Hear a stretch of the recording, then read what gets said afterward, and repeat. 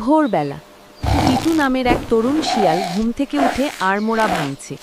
সে খুব ক্ষুধার্ত, পেটে হাত বুলিয়ে সে খাবারের খোঁজে বের হয়। ঘুরতে ঘুরতে সে একটা খরস্রোতা নদীর সামনে এসে দাঁড়ায়।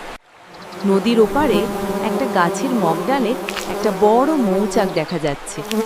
টিটুর জিভে জল চলে আসে। সে মিষ্টি মধু খেতে খুব ভালোবাসে, কিন্তু নদীটা খুব চওড়া আর স্রোতও অনেক বেশি, পার হওয়া অসম্ভব। টিটু মন খারাপ করে নদীর কিনারা ধরে হাঁটতে থাকে। হঠাৎ সে দেখতে পায় নদীর মাঝে মাঝে কয়েকটা পাথর জেগে আছে, কিন্তু পাথরগুলো একে অপরের থেকে বেশ দূরে দূরে, লাফ দিয়ে যাওয়া যাবে না। টিটু এদিক ওদিক তাকায়, সে একটা বুদ্ধি খোঁজে। তার চোখ পড়ে নদীর কিনারায় পড়ে থাকা একটা লম্বা শুকনো গাছের ডালের ওপর। টিটু দৌড়ে ডালটার কাছে যায়। সে ওটাকে ধাক্কা দিতে শুরু করে। ডালটা খুব ভারী। টিটু তার সর্বশক্তি দিয়ে ঠেলতে থাকে। ধূপ করে ডালটা নদীর জলে পড়ে। একদিক এপারে, অন্যদিক প্রথম পাথরটায় গিয়ে ঠেকে। টিটু সাবধানে সে ডালের ওপর দিয়ে হেঁটে প্রথম পাথরে পৌঁছায়।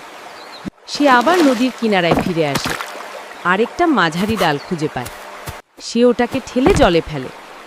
এটা প্রথম পাথর আর দ্বিতীয় পাথরের মধ্যে সেতু তৈরি করে। টিটু লাফিয়ে লাফিয়ে দুটো ডাল পার হয়ে নদীর ওপারে প্রায় পৌঁছে যায়।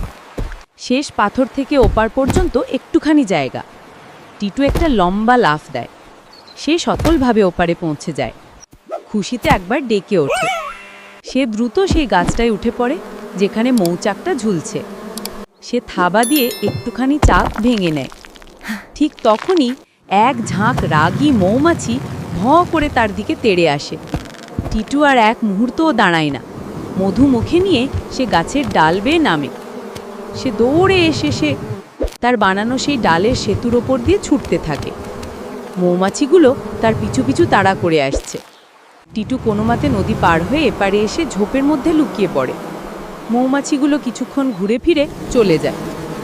টিটু ঝোপ থেকে বেরিয়ে আসে। সে হাঁপাচ্ছে, কিন্তু মুখে তার জয়ের হাসি। টিটু একটা পাথরের ওপর বসে আয়েশ করে সে মিষ্টি মধু খাচ্ছে।